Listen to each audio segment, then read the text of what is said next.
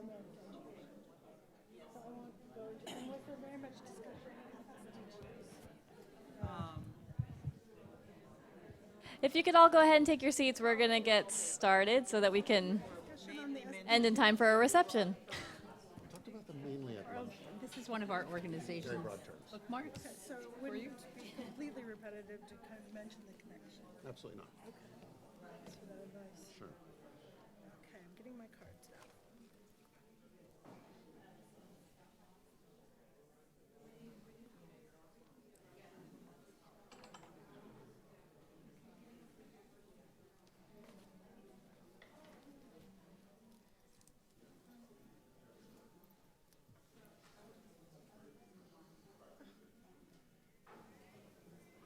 How about that? Somehow it nice. turned itself on. It's nice. It's Pandora. So if you wait long enough, you'll be in a commercial. Okay, how do I stop it? Find Pandora. Go back to your home screen, maybe. This happens to me. Like, you want me to try? Sure. I only got this phone a week ago, so it's quite evident.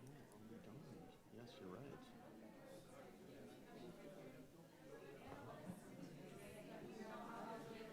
That was weird. Sign out. You can try signing out.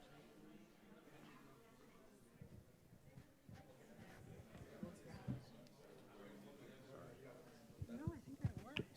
Unless it comes back on.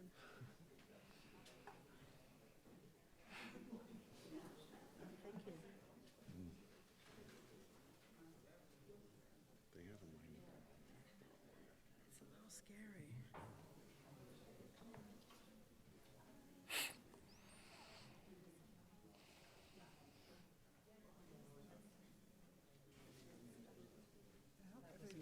If everyone's still here, I guess it's a good sign. Thanks. We've had a very engaged audience. Thank you for this. Oh, you're welcome.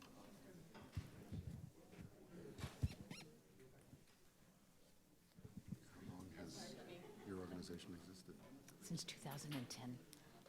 Congratulations. Make sure it works.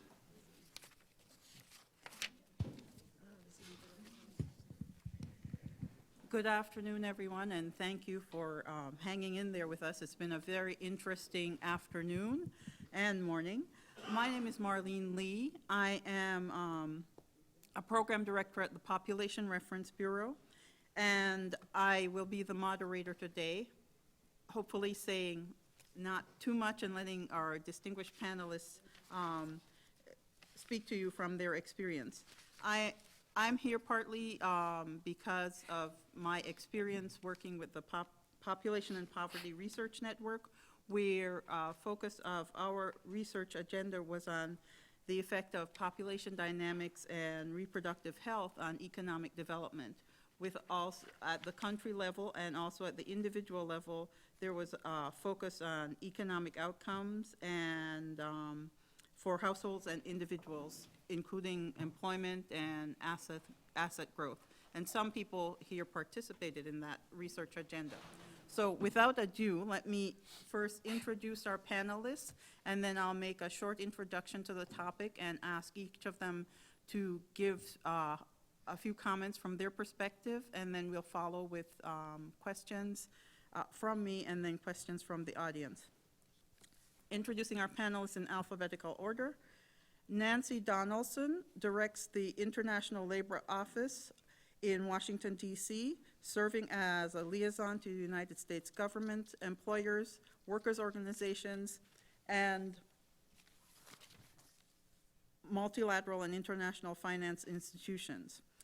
Carl Hoffman, President and CEO of Population Services International. Carl Hoffman is, as I said, President and CEO of PSI. It's a nonprofit global health organization based in Washington, D.C.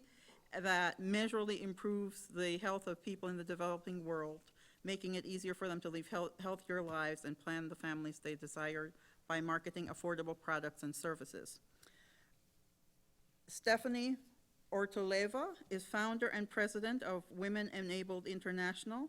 She's a highly recognized international human rights lawyer, policy and development consultant, and author and researcher on issues of women's rights, disability rights, and the rights of women and girls with disabilities.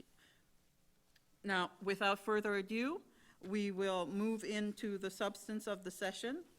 My take on this final panel of the day is that we are really talking about what may be the greatest challenge to any country's effort to harness a demographic dividend, that is youth employment.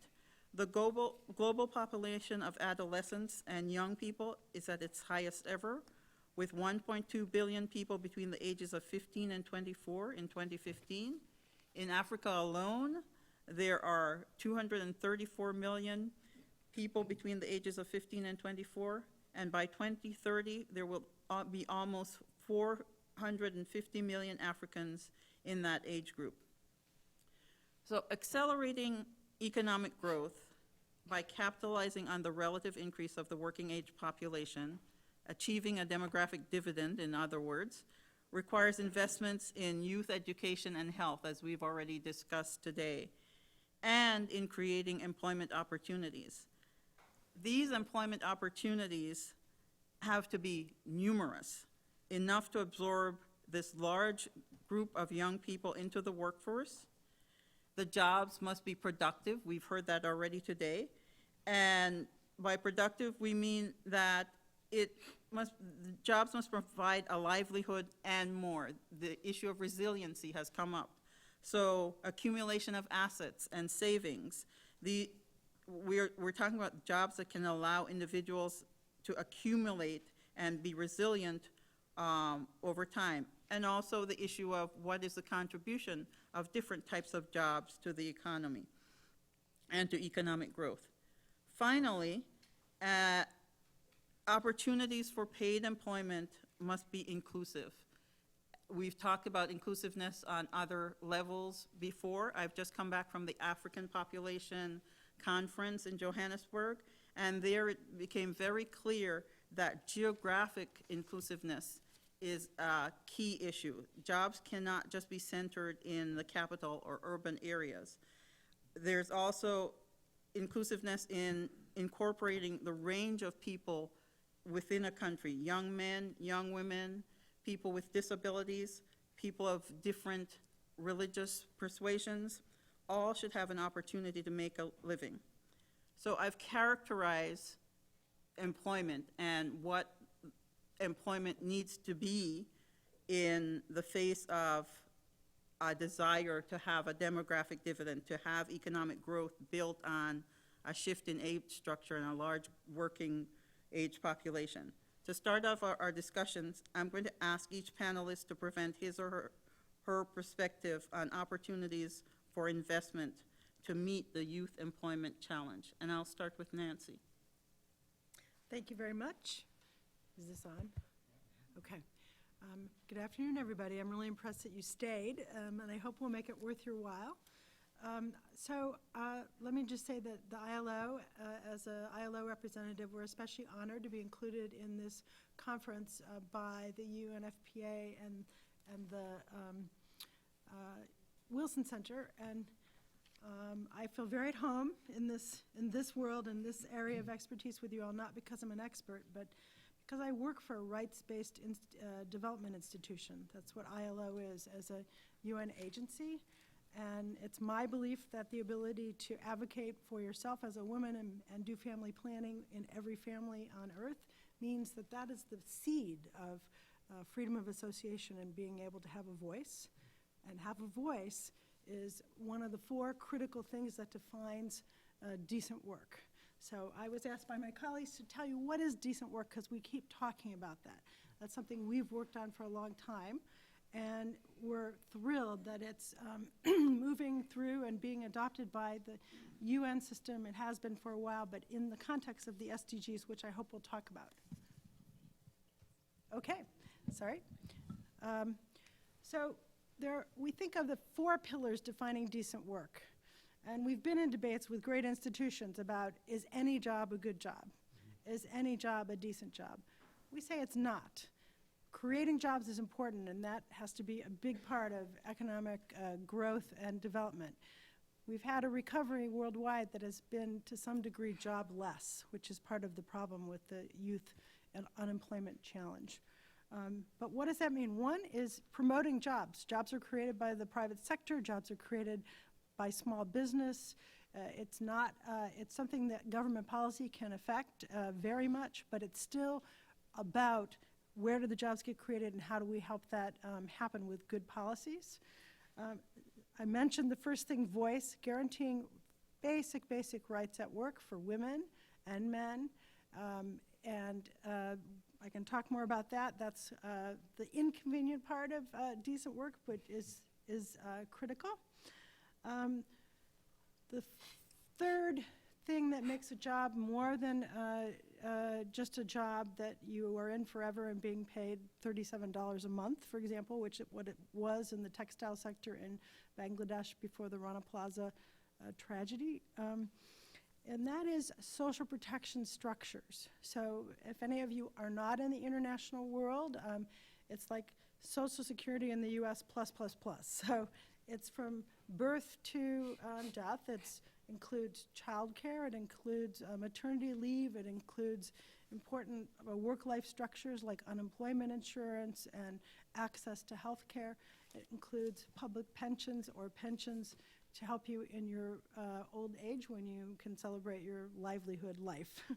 So all of those things, the countries that have better social protection structures, we found, survived the Great Recession more successfully and sort of stopped the bleeding more quickly in terms of their economic life.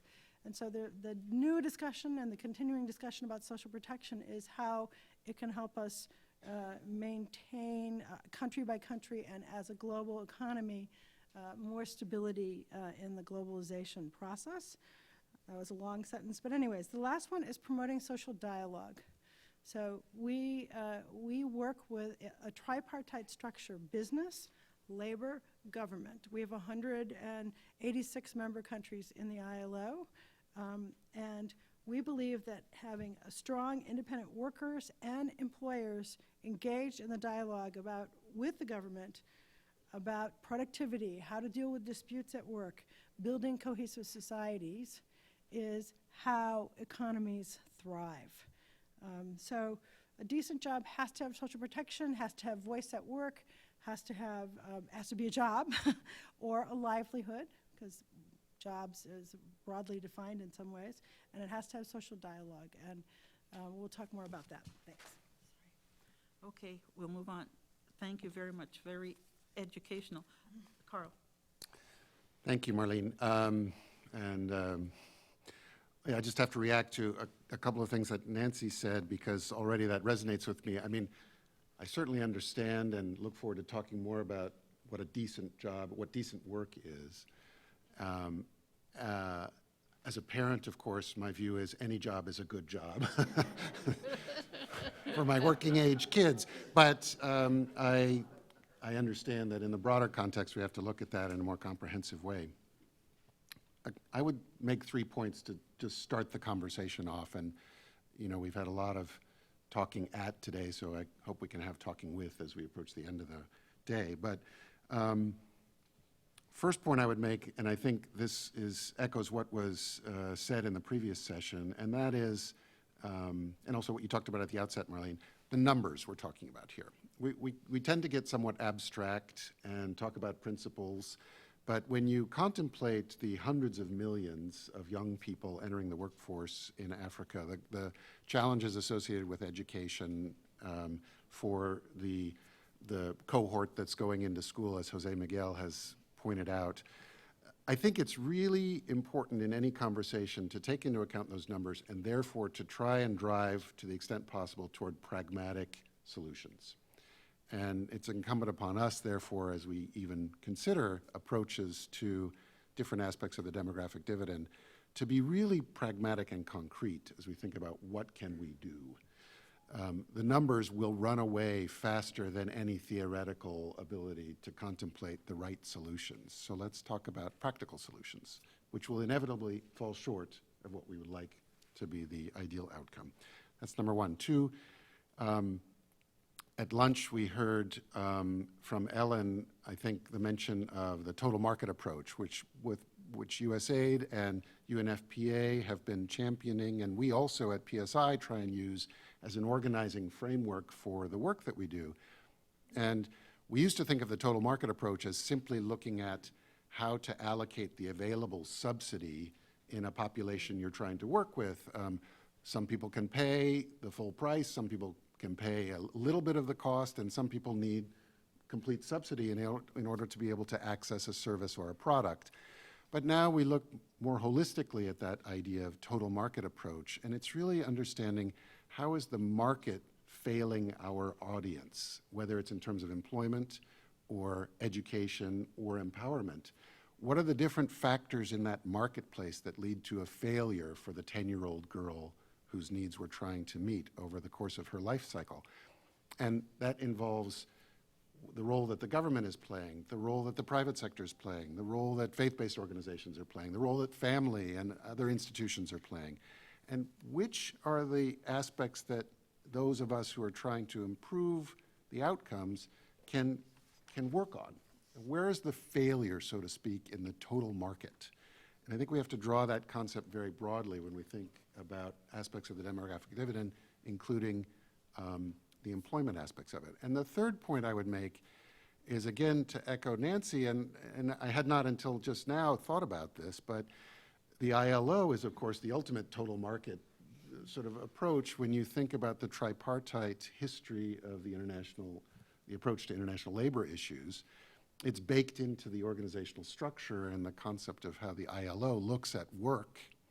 And I think it's a useful reminder for us, therefore, government, business, and labor, or civil society, how we approach issues of employment, but also how we look at the broader question of demographic dividend. Much of our conversation today has been understandably focused on public sector issues, education, policies, what the government is doing to help with empowerment and so forth. But that's too narrow a frame for us because the challenge transcends the ability of the public sector to respond to it. So I hope we can bring that to focus in our conversation today. Thank you. Thank you. Stephanie. Well, I was about to say good morning, which of course is not true. But good afternoon, everyone, and thank you for staying and including me in this, what I'm sure will be a very vibrant discussion, and I hope everyone will also talk so we don't have to all the time. But I guess when I think about a demographic dividend and when I think about decent work, and then I transpose that into the area in which I work, concerning mostly women and girls with disabilities, I have to ask myself three questions, I guess. What do we know about data? And the real answer is not much.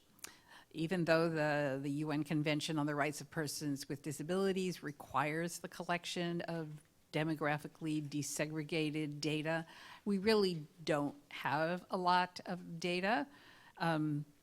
If you look at education rates, for example, we do have a bit of data, but it's very conflicting, but it always shows one consistent thing. Education levels for girls and women are always lower than for boys and men, whether it's in the area of disability or the population in general. When we look at employment, those same trends follow through, and it's fairly shocking that disabled girls and women really have devastatingly low employment rates. I mean, a World Bank study indicated something like 19%, which is fairly shocking. And then we have to remember that we're really talking about a rather large portion of the population. The revised World Bank and World Health Organization report from 2012 indicates that people with disabilities are 15% of the global population, 1 billion people. The proportions of women with disabilities are higher than for men. It's almost 19% of the world's women and girls are women and girls with disabilities. The other thing that we have to think about when we're talking about this community or this part of our community is looking at it from an intersectionality lens. And as a human rights lawyer, I guess I am sort of obsessive about intersectionality, but not seeing people in some individual, cylinder area. Are we talking about women or are we talking about disabled people? And actually, women and girls with disabilities are both of those, so they have this sort of double bind of, and it's interesting the parallels between the double bind of gender and the double bind of just disability, which I guess relates to my third point, which is sort of stereotyping.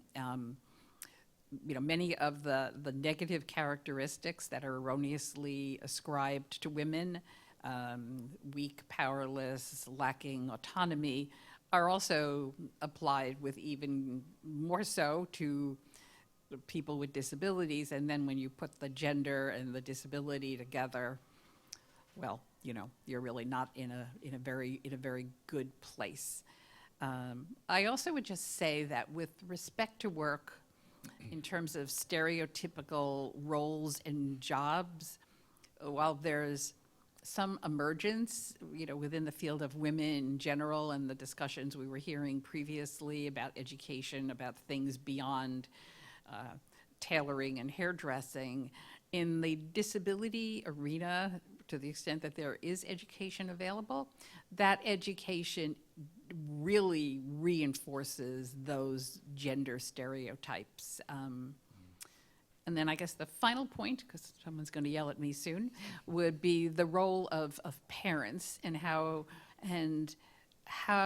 often more unwilling parents are to send girls to school, than the girls with disabilities, than their disabled sons, partially because of fears of violence, partially because of fears of various aspects of accessible transportation, partially because there's no assistance to young girls and women during menstrual cycles in school, so they have no support. So often, even if they get to go to school, they stay home when they're having their periods, which relates to, of course, the urgent need for sexuality and sexual and reproductive health education for girls with disabilities who are actually also sexual beings.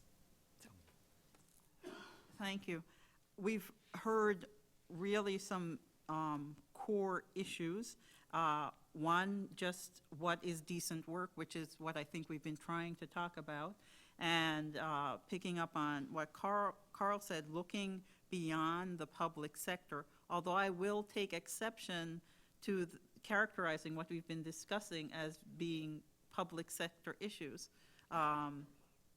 In my opinion, they go well beyond the public sector, and so I'd like to hear more about moving beyond the discussion in terms of public sector issues. And Stephanie, thank you for bringing up the silos, because even as I was crafting questions, there was a tendency to talk about women or talk about people with disabilities instead of talking about intersections of some of these issues. So staying with Stephanie for a little bit, I wonder if in terms of taking us out of this public sector focus that we might have, do you have examples that maybe you can talk to us about the role of civil society or private organizations in employment in your area where you are concerned with women and children with disabilities? Because, what examples? Well, the examples are very difficult to come up with, because not forcing us to get back to the public sector, but there's not a lot of investment in training and programs for education that would permit disabled girls to advance and have employment opportunities. I think some governments, sorry to go back to public, but like some governments have imposed quotas as a requirement or given tax benefits to employers. But I think really and some civil society organizations have more, I guess I'll use the progressive towards decent work type training programs that are generally, for example, some women with disability organizations have training programs and manage to arrange for internships in the STEM fields, which a lot of people don't think of in terms of people with disabilities, but in fact, these areas are very important for employment opportunities, as well as for daily life skills. So there really aren't a lot of examples of powerful programs. I mean, I can think of several examples of training programs that are run mostly by disabled women's organizations that have a focus on the skills for decent work, although some programs are things like handicraft collectives and things of that sort. But even those programs have a certain advantage because they're also have an entrepreneurship component, which could be transferred into some private sector opportunities, or the women creating their own private sector, if you will. So I'm afraid I'm not able to contribute a lot of powerful examples that are very concrete. The problem with a lot of those quota programs or such is that they're purely in terms of numbers rather than in terms of the kinds of jobs. So even here in the United States, for example, when federal government agencies are encouraged to advance or to employ people with disabilities, it's very often in the sort of the hidden occupations in the mailroom, the lower paid positions, and the less senior and more lower wage positions. So we find that, yes, there is some opportunity. The other thing that I am very concerned about is that a lot of, there's a link between some education programs and employment. For example, there are some number of programs I can think of, projects in India, for example, where the schools, as part of their programs, did have the students sort of as, you almost want to call them employees, or at least while they're in their training program, the entity is benefiting from the sale of the products that they make.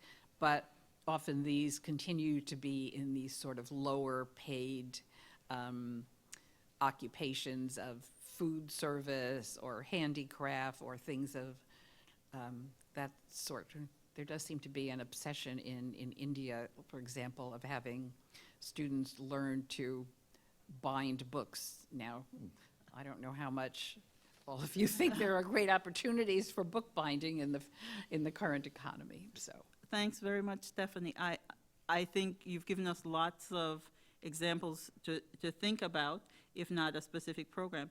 Carl, since so much of the work of PSI is market-based, and you brought up the issue, I had thought that given that health and education are areas where the demographic dividend needs activity to happen, is there employment in these areas? What type of employment? Or if you have other ideas about private sector employment? Yes, well, thank you. I mean, let me agree with you, first of all, that I didn't mean to imply that we've only been talking about the public sector. As you say, my organization works in health and trying to understand if there aren't market-based solutions to the problems that people in need face in development. And that's certainly true in education as well, I'm convinced, although it's not an area where my organization does any meaningful work. But as we know, in the developing world, certainly in Africa, where we've had a lot of our conversation so far today, much of healthcare is provided by the private sector, sometimes not well, sometimes not affordably, but sometimes not at all. But by definition, in just about every one of the operating environments that we could imagine, every institution is weaker than it should be. Public sector weaker, private sector weaker. And the ability of people, certainly of limited means, to access necessary health care doesn't come from the private sector, or public sector rather. So people turn to the private sector. I think that's also the case, I suspect, or perhaps a growing case, and somebody made the point earlier, I can't remember who, that this is the case in education as well. We could look at that as another market failure, if you will. The public sector unable to keep up with either the physical infrastructure for education or the appropriate content for education or the skills-based approach that we know is needed for success in the 21st century as opposed to rote learning. And the private sector, very often unregulated, perhaps of questionable quality, but nonetheless filling the gap that parents, as parents seek educational opportunities for their kids. So I would say two things. One, there's obviously employment that is current and potential in the areas of health and education as part of the broader demographic dividend conversation. And two, that the contribution that the private sector is making in both of those areas is both significant but also of very mixed quality. And there's a need for lots of different interventions to improve how people experience that contribution to social improvement.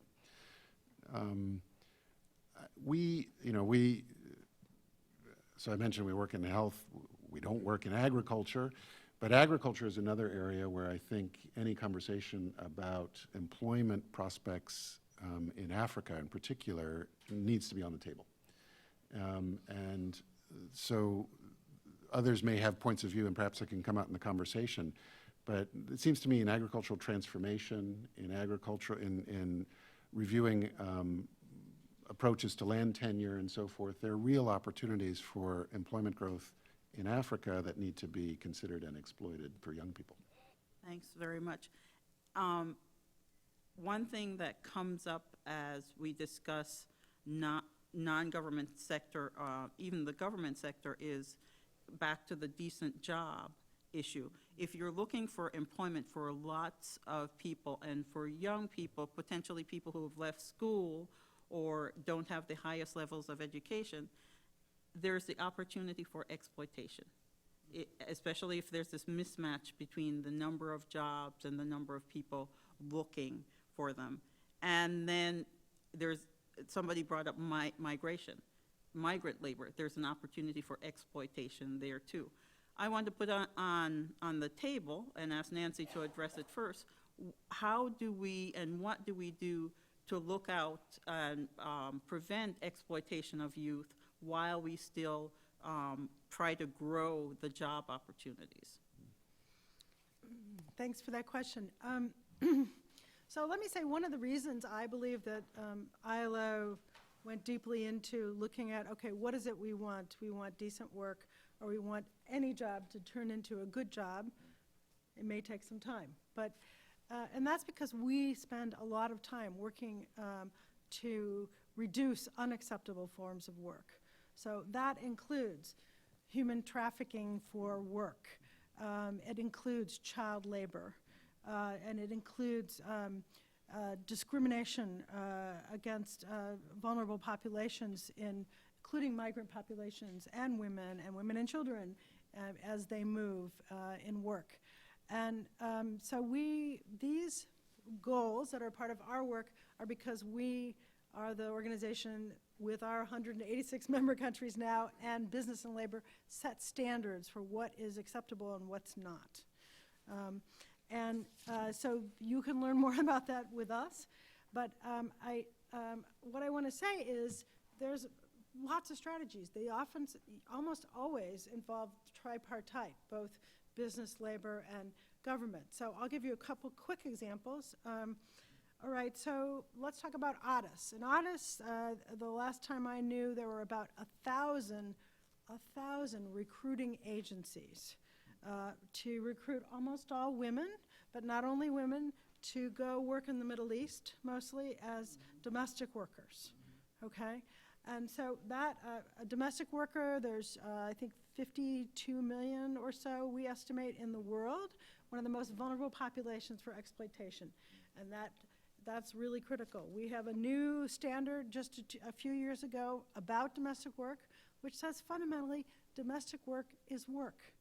And domestic workers must be treated as fundamentally having rights, and these are not rights of the sky high. We're just talking about maybe having the right to sleep or be off for 8 hours of the 24 you almost work, or and having a voice and having breaks. But in any case, so they're talking about domestic workers. So how do we tackle that kind of issue? Well, we work with embassies in ADIS, and we work in embassies in the sending and the receiving countries. We work on educating the potential workers who have an idea of what they're going to, and then there's what they're really going to know their rights. They don't have to lose their passports. They don't have to, they can go to their own home country embassy or other places if they feel that they're being exploited.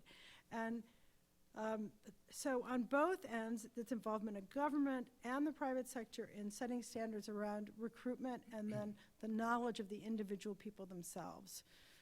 Another example is the industry, the electronics industry. So everybody from HP to Apple, those guys, they didn't want to keep perpetuating these huge fees that workers were paying to get a job in their plants.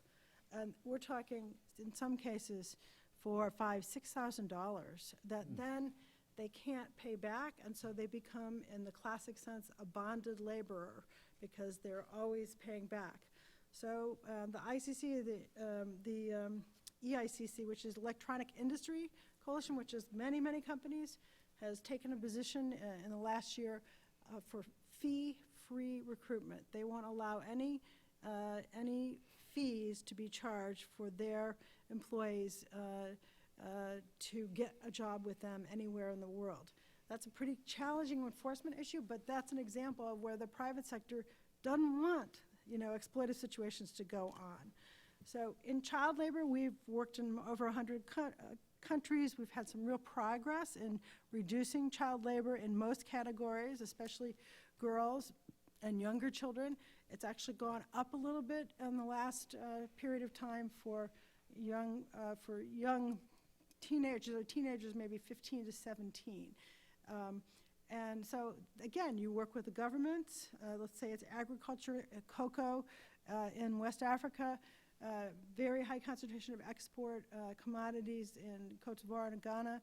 We are in a major program there, and there are others alongside where the chocolate companies are working with co-ops and networks to make sure that, for example, in Cote d'Ivoire now, that all the kids are in school and that the schools are improved and that there's a monitoring system which is basically village-based. It's the moms and others who are around who are making sure the kids are not in the fields. But that's not enough, because what happens if you get all those kids out of the fields? Then the kids who are working in the vendors go into the fields. And the kids who are working in the fisheries, which are the worst, go into the vendors. And so you have a cycle of exploitation that isn't going to change unless you change some of the basic premise about how work is going to happen there. And so the ways that sustainable approach that some of the chocolate companies are working on is to raise family income, and so that the families can afford to have the kids not work, to raise the yield of the cocoa plants, and there's especially big push to replant this long, these plants that take a while to have the beans, and to have the whole village involved in what are our values coming to this. And I'm very inspired by that. There are these kinds of things going on everywhere. It's very much hands-on. It's about shifting economic dependence on unacceptable forms of work, not just rescuing individual children.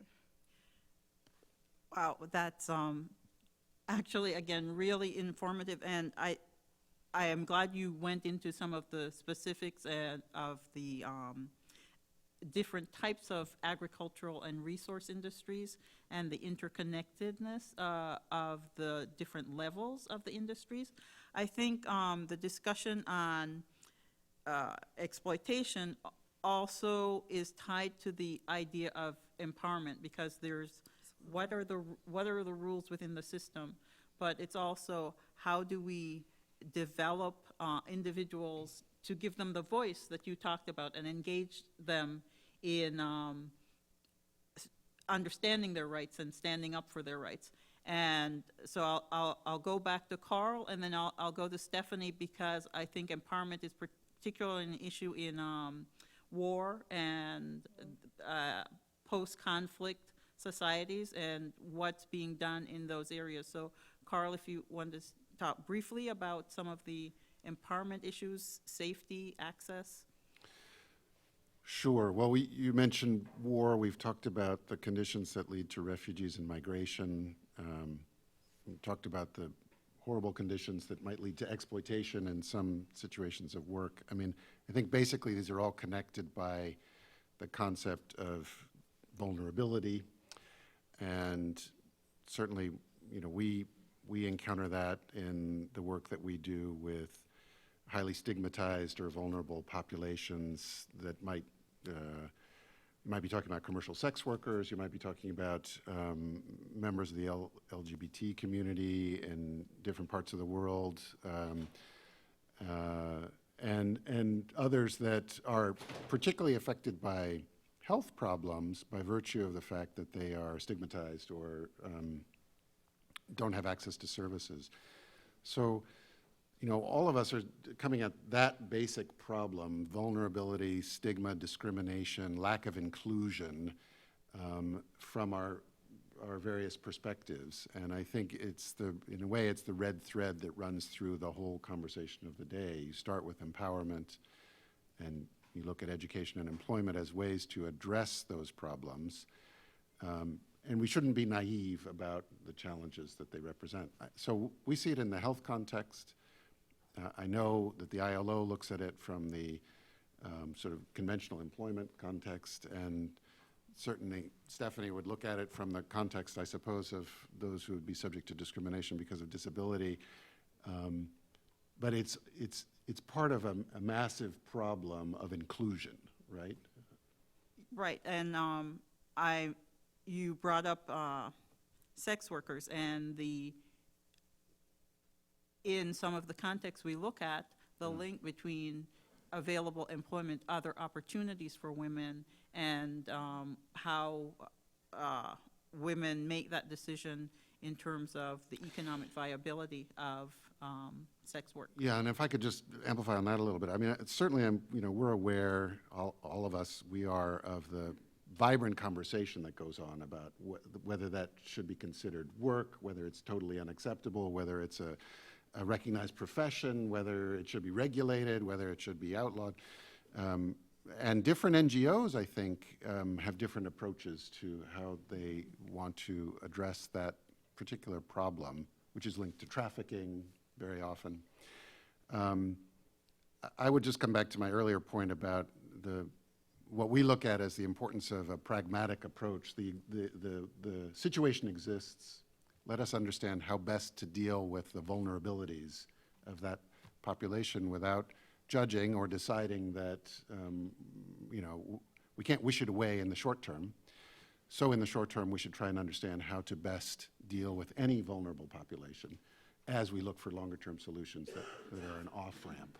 Before we go to questions from the audience, I just wanted to give Stephanie an opportunity to talk about how we might address employment in the context of war and post-conflict, particularly for women, because I know you've done work on that. Yes. I guess there are just a couple of points that I would like to make from the previous discussion that we just had. And that's in terms of, there obviously are lots of controversies, especially since Amnesty came out with its position on sex work and such. But there are many situations, they're really focusing on those situations where it's a choice of a woman, or at least they perceive it as a choice of a woman to engage in sex work. And it really is important to remember that there are so many situations where sex work is not a choice activity. I mean, one of the series of more horrifying situations that has come up in Mexico is that women and girls who are in institutions are often sex trafficked by the employees at the institutions to, in one case, to, quote, service, unquote, the male prisoners down the road, or generally, exploited for sex trafficking. And very often, girls and women with disabilities are considered to be easy prey for sex trafficking, especially deaf women, for example, because they can't speak up. So that's a serious problem. The post-conflict and the conflict situations, I think the work that you do in the area of sexual and reproductive health in those environments does require some attention to the needs and concerns of women and girls with disabilities in terms of access to sexual and reproductive health care generally, but especially sexual and reproductive health care in difficult situations of refugee camps and situations of migration where there are services sometimes, but often or generally those services are not accessible to or available to women and girls with disabilities. And I guess in terms of the conflict situations, most of the work that I've done around that issue has been dealing with the question of, okay, so hopefully you've survived the conflict and now you're in the so-called post-conflict situation where the society is being rebuilt. And so often if we even think about disability in the context of rebuilding a society, it's, how can we rebuild a society that those disabled people can use, as opposed to our disabled people. I know it's a very common use of a term, the protection model, being very careful about how this protection model is used in the context of disability, because that empowerment that we just were speaking of often doesn't come from a solely protection model. So when we discuss how to build a society post-conflict, when we do that, we want to build it and rebuild it with the input and the voice of disabled people, and especially in my voice of my work that I do, disabled women, because these are the people who know what was wrong with the society before, other than the war, but what was wrong with a society before, and how can we build a strong and powerful new society and address the discrimination and the problems that disabled women and girls were confronting in those societies. And how could we do it without the voice of those women? I think this is a good place to go to the audience, because we've kind of explored some of the challenges of employment and particularly for vulnerable populations, but the question of how do we build society, particularly in terms of employment, to incorporate those individuals that are facing the greatest challenges, is a question of inclusiveness and a question for policy in terms of demographic dividend, because the challenges will not be the people who've gotten secondary education and the people who've have connections and a university degree. The challenges will be some of those things that we described here, how to bring those individuals into the labor force. And let's start with questions or comments on this side of the room, since we started over here last time. So if the folks towards the door, I see a young lady. Back. Hi, thank you. For anybody who wasn't here this morning, my name is Trisha Petruni, and I work for FHI 360. Thank you so much. This is such a nice, I think, capstone to the evolution of the discussion since this morning. I found it really insightful. I have a question about numbers. I'd been thinking about it this morning, and I was so glad when you brought it up because it was sort of in the back of my mind, sort of waiting to come out in the conversation, that when we're talking about the moving parts of the demographic dividend, the empowerment, employ, and educate, the magnitude of these things is so staggering that it can be really hard to wrap your head around and figure out what to do. So my question is going to be about an issue of magnitude. So last year, I read a statistic that I can't get over, and so I wanted to share it because it's about employment, that in Uganda, between 2006 and I think 2009, the job growth was about 11% per year. So it was going gangbusters. It was crazy. It was really good, and a lot of countries would be jealous of that and how they achieved that. But even with that, it was only enough to absorb 1/5 of the number of people who would have aged into the working age population during that time. So I'm sure those jobs didn't even go to young people to begin with, but if they had, it only would have been enough for about 20% of them. And it blew my mind. It made me just want to crawl under my desk and not come back out. So I'm just trying to figure out, when we're talking about the size of these problems and thinking about the demographic dividend and the three pillars that go into it, I think we heard some good ideas from UN agencies about how to move levers at the policy level, and I think that some of those agencies are the best positioned to really work at that level of scale. But because I work for an implementing partner organization, I'm just trying to figure out what's the best sort of most appropriate role for a partner like us in achieving sort of moving the needle on any one of these three things, but for the panel here, for employment. So what's the value add or the right place for specific individual organizations to maybe help the problem when they are of that scale and magnitude that seems really overwhelming? Okay, could we take a couple more questions before we go to the panel?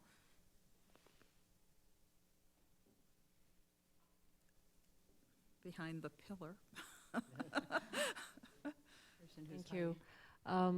Thank you for the presentations. They were amazing. So I have a question for Nancy.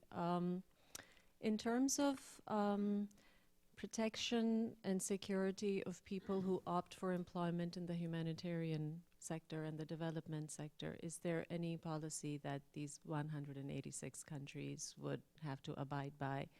And I'm asking with reference to a very particular context, and it seems so unfair that the head of a development sector organization will have a security guard, but the field worker who goes out in the field and will walk into a very sensitive area to provide a reproductive health service or something sensitive can be shot.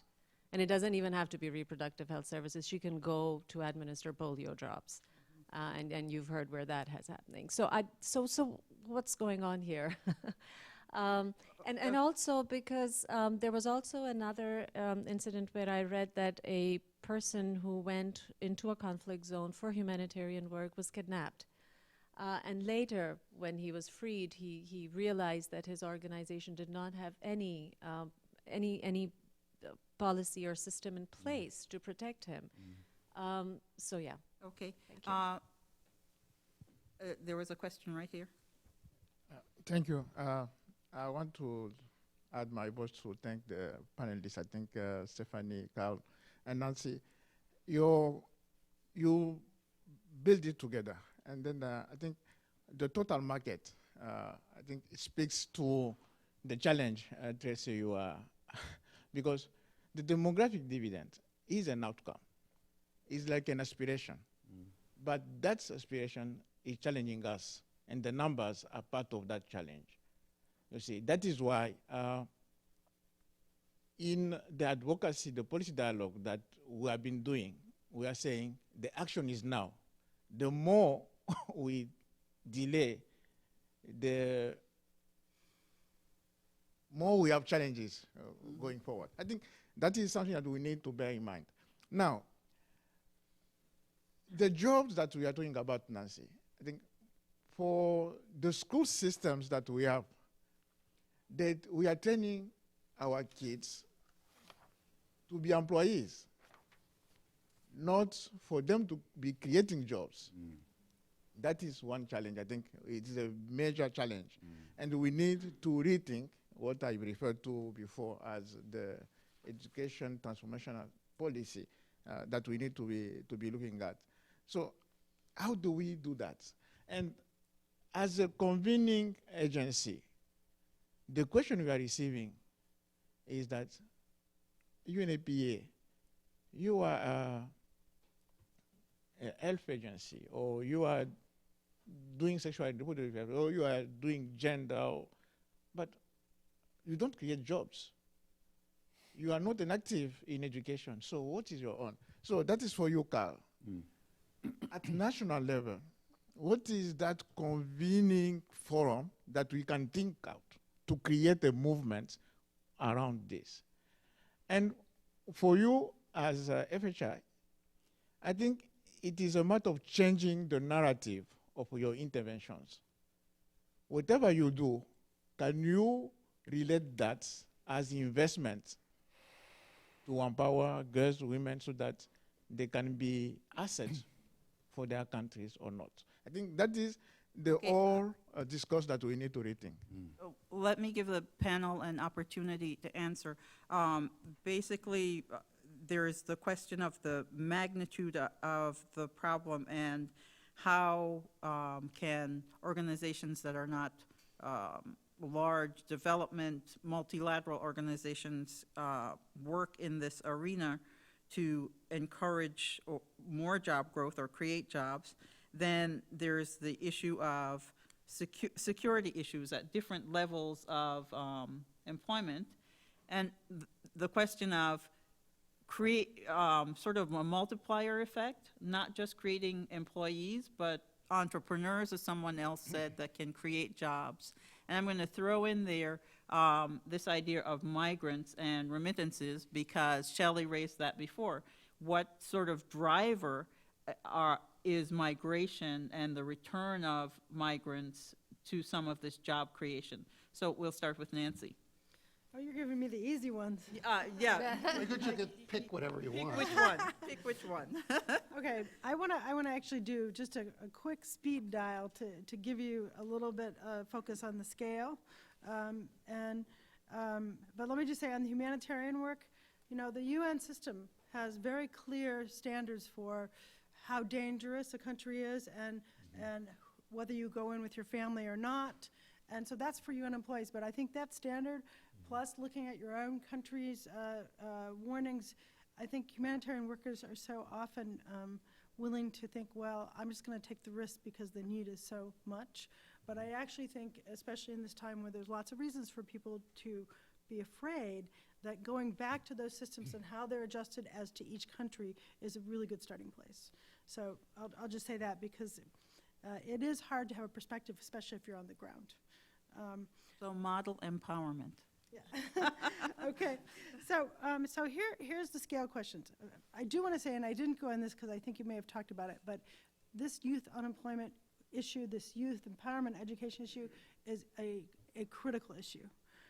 It's because of the size and scale, as you pointed it out, because of and you know, so just youth unemployment around the world is 3 times as high as adult unemployment, and what we know about what happens if people don't connect to jobs at the beginning of their potential work life.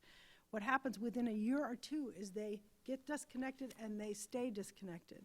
So if you're a country, and this is what we said to them, and you're thinking about your youth, you could be thinking about potentially supporting them with public systems for 30 years, or you could take that investment up front and look at how to make it a demographic dividend.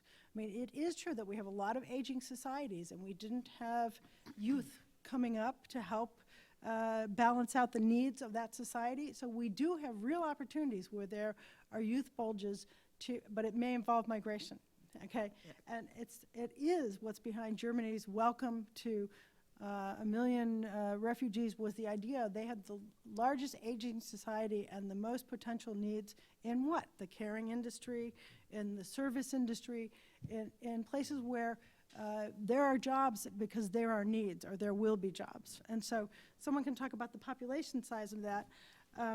on the scale, but we need countries to understand this is an urgent call, or you're going to be supporting or not supporting so many millions of youth that will then become adults that will be dependent and won't be productively engaged. That's serious.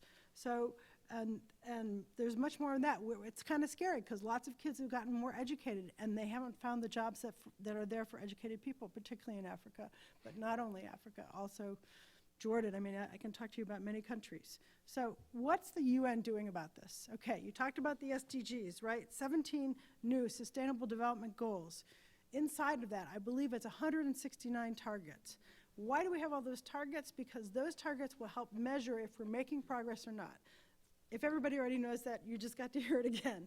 Okay, so inside Goal 8, which is creating economic prosperity that's inclusive and that creates jobs, decent work, and that helps to reduce exploitative work, that's all in the goals and targets. But also Goal 4 is education, and how do those connect? Just in November, our Council of Economic Board of the UN adopted a global initiative on decent jobs for youth. And 17 UN agencies have committed to be a part of this. Okay, so not only the ILO, but UNFPA, UNICEF, UNDP, a lot of serious organizations are in this. And this is very intentional plan to mobilize the convening power and the influence of the UN where at the country level, each country level. So there are very concrete plans about creating a global level alliance representative, but the planning and the work that will happen is at the national level and the local level. And so that is just getting going. And as you know, if you've been around any of these issues, it's a very dimensional issue, employment. There are particular goals in this huge initiative to mobilize both energy, intention of governments, and engage the private sector and the labor sector and the NGO sector. Nothing is going to happen without the NGOs. Let me just tell you that. Nothing is going to happen without the NGOs. We need the partnership. But there's many dimensions. There's rural, that's a really big issue, and that's a top priority. There's gender, access to all of this, and disabilities. And so there are many components in that. You can read it, I could tell you about it, but it does mean understanding from the private sector and from having proper survey information about how to match skills with where the jobs are going to be created. Okay, so if we just talk about the caring industry, there are a lot of workers in there that are semi-skilled but not hugely educated, but they need those interpersonal skills for the caring industry. They need to have skills that they develop by cooperating and coordinating with others, the kinds of empowerment discussions I hope and assume you had. Okay, so give me one more minute. Yeah, one more minute. Okay. And so we got to match skills to the needs and the future needs, and part of this is we're mobilizing resources.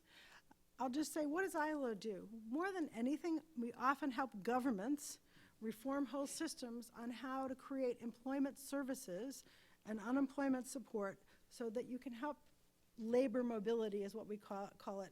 People move from one job to the next. So the governments can have better capacity, and we know a lot about this now. So there's no excuse to not help the governments get where they need to go so that their youth and their unemployed people have a shot at connecting with where the needs are. There's apprenticeships, there is, and this is really important, this idea of entrepreneurship training. We have huge programs and some really interesting successes. But in every agency, and it would be interesting for me to hear from a UNFPA colleague how one thing is you're doing this conference, but also how you are going to take leadership in your realm, since health and intersects with family planning. So there's more, but just to give you a feeling that it's there and there's work for everybody to do. So, Carl, I hope you have the answer to job creation. I do. Okay. Three very quick points. By the way, I have the draft strategy for global initiative on decent jobs for youth right here. You On security, I think, you asked the question, why does the boss have the security guard and the frontline worker doesn't? Power. It's just power. And that's an illegitimate reality. By the way, I don't have a security guard, but that's because we consider ourselves, I think, more a development organization than humanitarian. Certainly the role of humanitarian workers is very risky and getting riskier by the day. And we can read about many situations where humanitarian workers are taken hostage or worse, killed. And there are many cases that we don't read about because I think their organizations need to keep it private. So we recognize the risk. Two, for my friend from FHI, I agree that the scale of the challenge that we've talked about all day is vast. Of course, the reality of demographic dividend is that the flip side of the challenge is the opportunity. If governments get this right, as the policy setting institutions, then it's a huge opportunity too. We recognize that. None of us can address this holistically. None of us, however, should feel like it's hopeless, and we all have a task or can have some traction against specific aspects of this.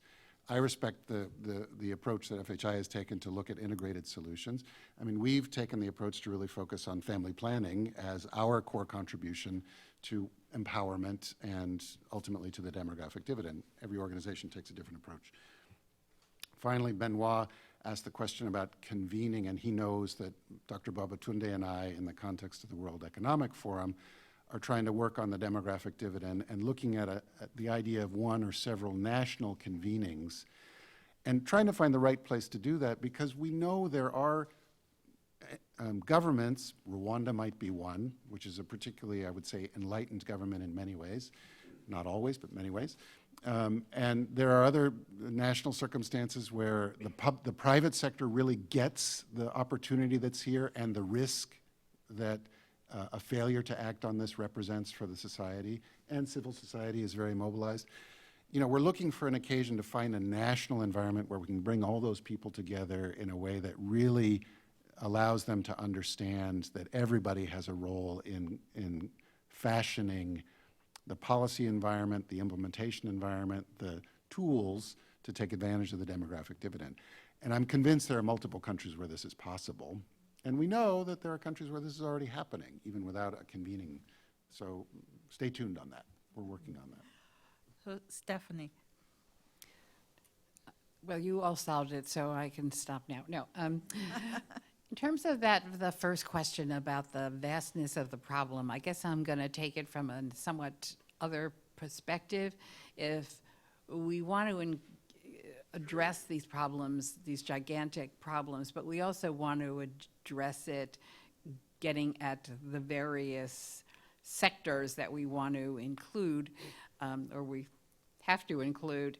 I guess one of the things that I think that NGOs who are implementing programs on the ground can do is to not figure out, just like, I was saying with respect to silos, not that you do the women's program and you do the disabled people's program and you do this or that or the other program, but that you do things in a very integrated approach that is, if you're having a women's program, a women's empowerment or job development or career advancement program, that you also include the young women and girls with disabilities in that program, and it's not really all that hard to do if you just set your mind to it.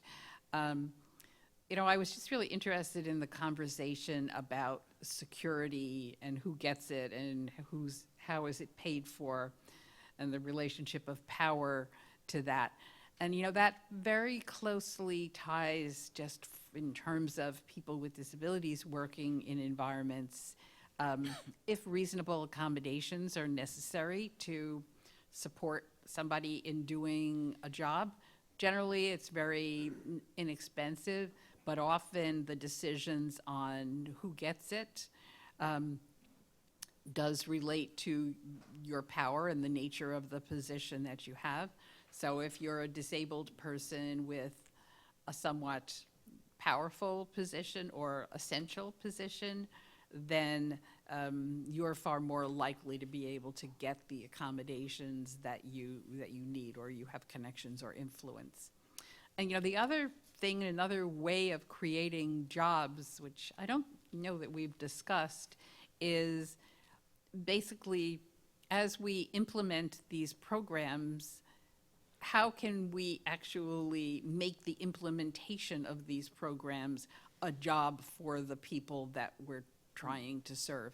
So do we, if we're doing a program on sexual and reproductive health education and birth control information exchange, do we engage the women or some of the women in that community as part of our educators and, train them to be the educators, helping them to have a job, but then also thereby spreading that information far Totally. more widely? Yes.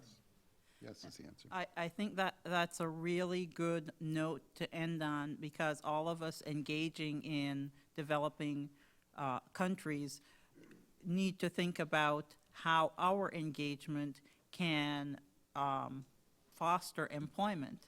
And certainly, it also helps us in terms of understanding the local context and using local resources.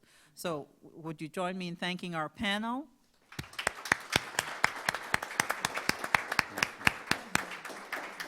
Did I cut off a final word?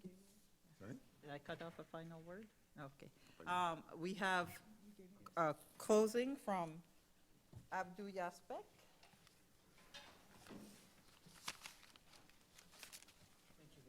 Thank you. And Susan, thank you for the fan.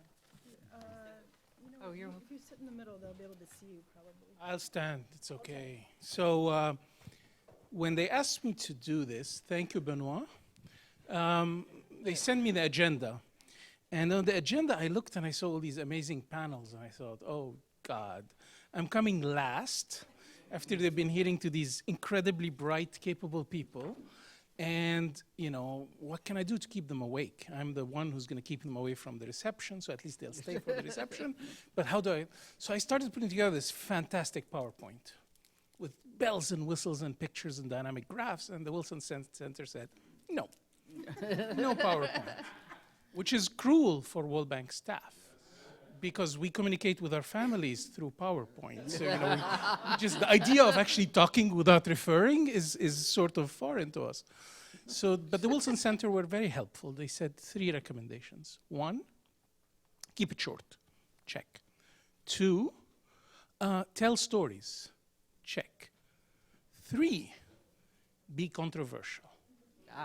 So if you really want to piss people off, talk about, use words like piss people off, but also talk about rights and say bad things. I said, no, I'm not going to do that because my institution is not that far from here, and the word will get there. So 3 stories. I'm going to keep them very short stories. I took notes so I don't forget. The first story will be a happy story, how population entered economic development. And the World Bank had a role in it, a lovely little role. And it's important because it helps us re-enter later. Second story is a sad story, how slowly and painfully population forgot about development, or development forgot about population. And the third story is an aspirational, hopeful story, how we're trying to bring population back through the demographic dividend in some case, and through aging in middle-income countries. So these are my 3 stories. So the good story.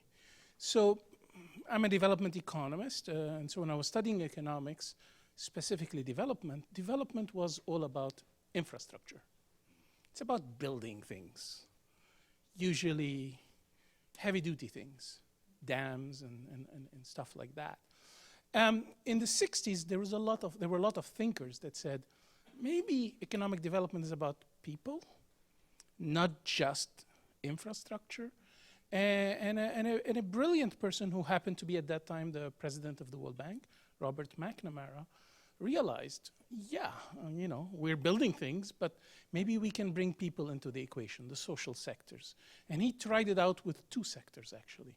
One was education, which we talked a lot about today, and the other one was population. So in my first contract with the World Bank as a summer intern, 1987, I worked for a unit called Population Health and Nutrition, PHN. By the way, that unit is now called health, nutrition, and population. So this is going to be the second sad story, how P lost its place in the order. Despite amazing efforts by John May and others, it was a challenging period for the bank to get population into it. So the good story. So basically, I looked at our lending. Lending is a good way to see what's happening. And lending, both concessional lending, which is IDA, great deals. You get to take the money, pay it back in 40 years with no interest. As good a deal as you're going to get for lending. And non-concessional lending, what we call IBRD, which is the market rates. And the first 10 years of lending for population health and nutrition, the 70s, we put out 20 projects. We financed 20 projects. 17 of them were population. That's how health was built into it. The other three were nutrition. There were actually no health projects. As time moved forward, it became population and health. And then it became health and population. And it became health.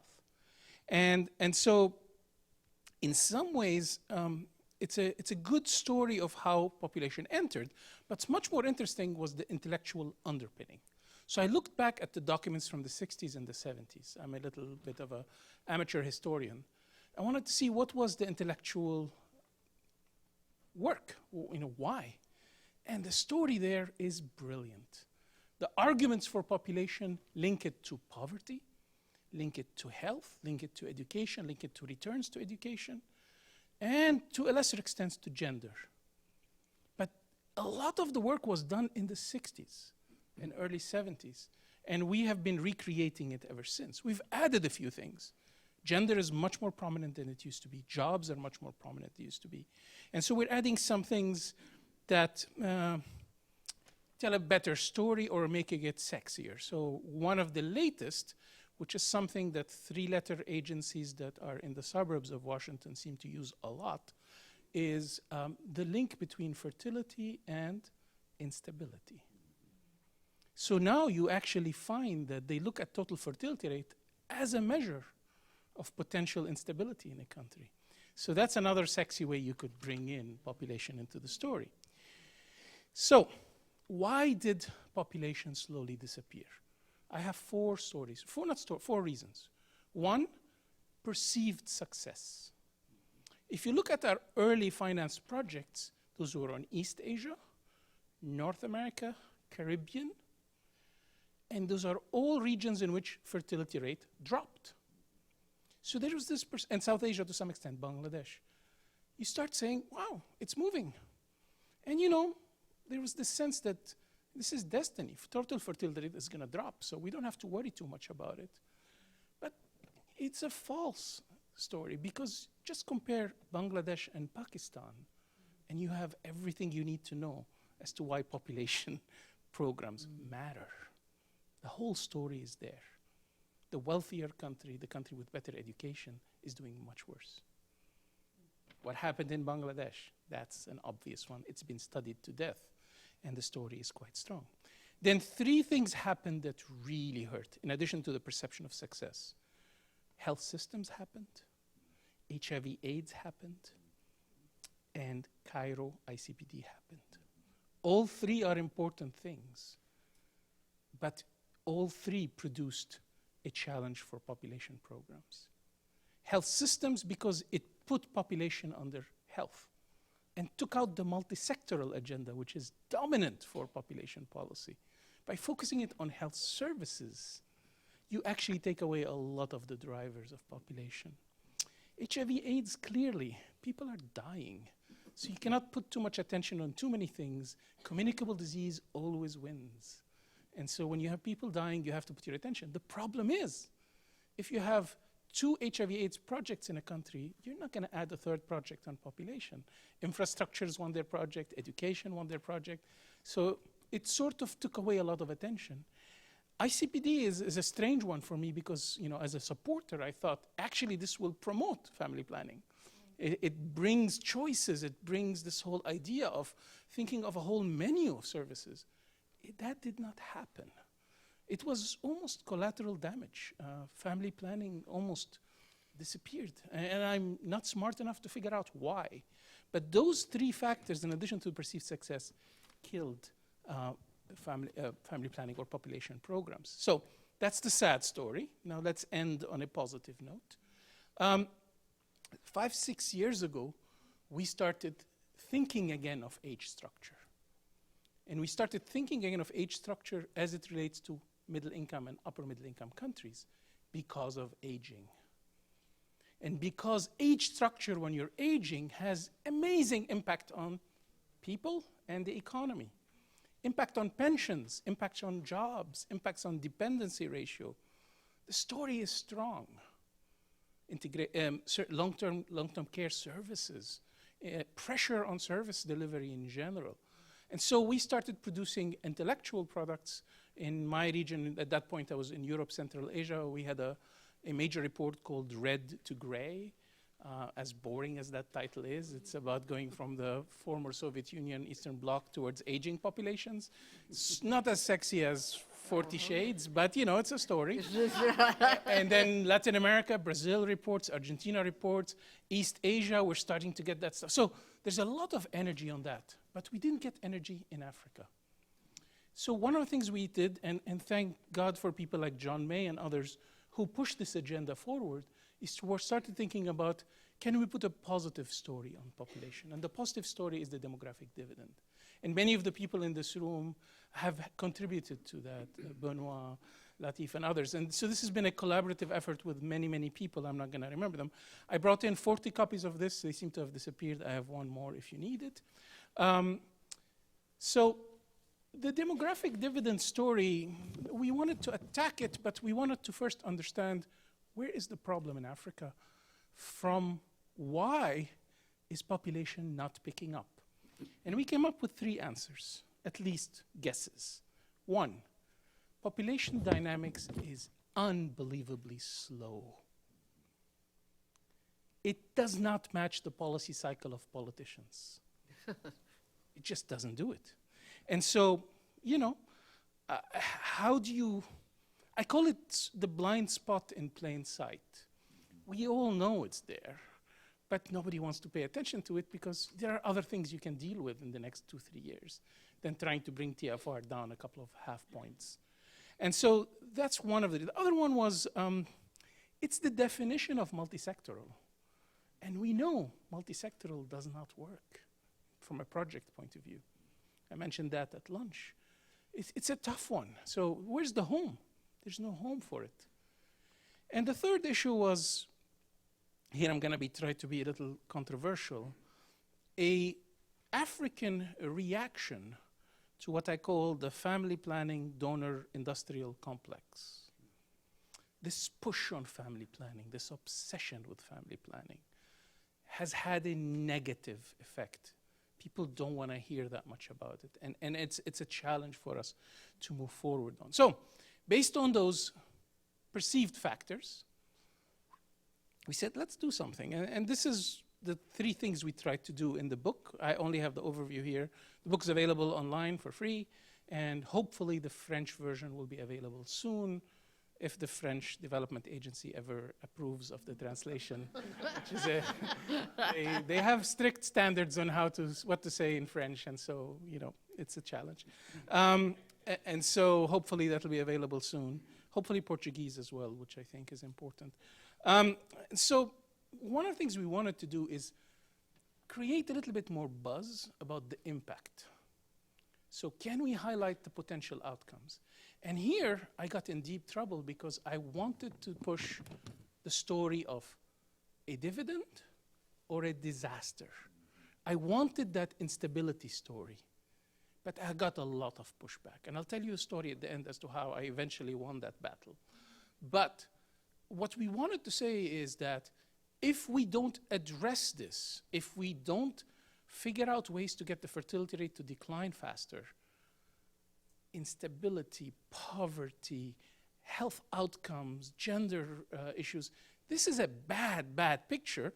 But if we get it right, the dividend is unbelievable. So we're trying to say there's both sides of it and get some excited on it.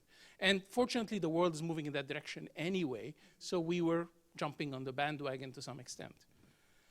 The second part was, recognizing since it's multisectoral, let's go to the heart of the multisectorality, which is the most multisectoral agency in any government, Ministry of Finance.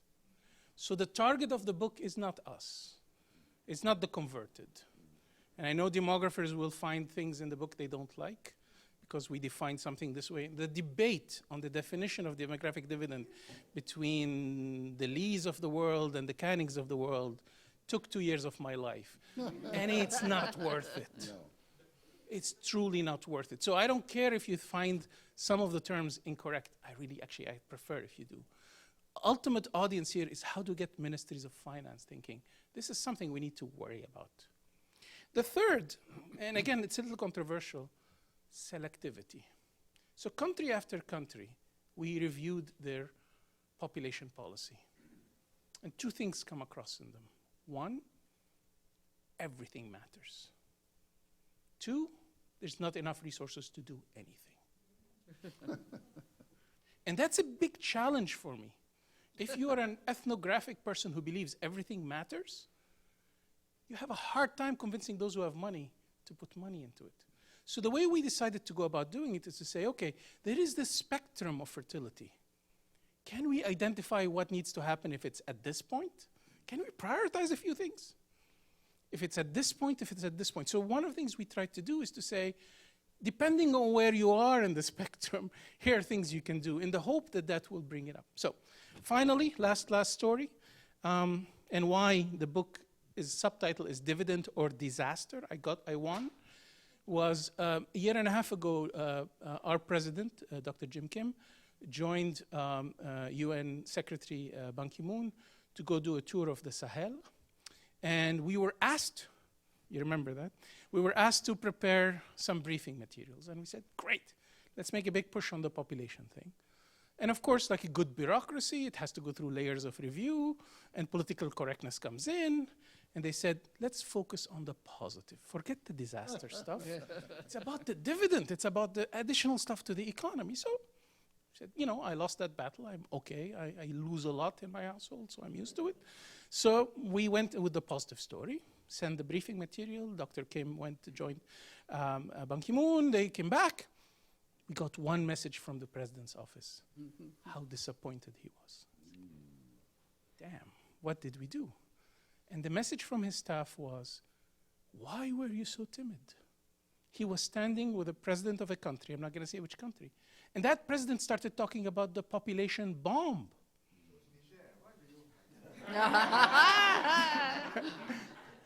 And Dr. Kim was angry with us because we were so timid, so politically correct. We wanted to stay on the positive.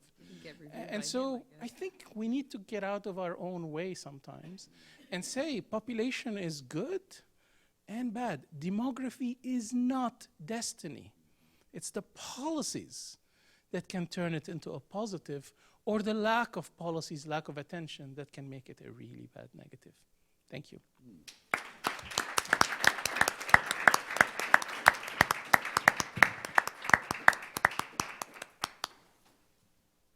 Thank you. Wow, what a way to end the day. That was really impressive. I think short, telling lots of stories, and certainly being controversial. So I think Abdul, we very enjoyed hearing how you got into trouble, and being at the heart of multisectorality, thinking of the Ministry of Finance, dividend or disaster, and how we can get out of our own way. So now let's physically get out of our own way as we head into the reception. We have some wine and hors d'oeuvres and an opportunity for us to screen, get a bit of a visual, a narrative of what some of these issues mean on the ground. We have a very short clip of a film we produced that we'll show you, and an opportunity for to round off our discussions today over some elements that I hope will help facilitate the discussion as we end. So let's move into the reception area. Thank you.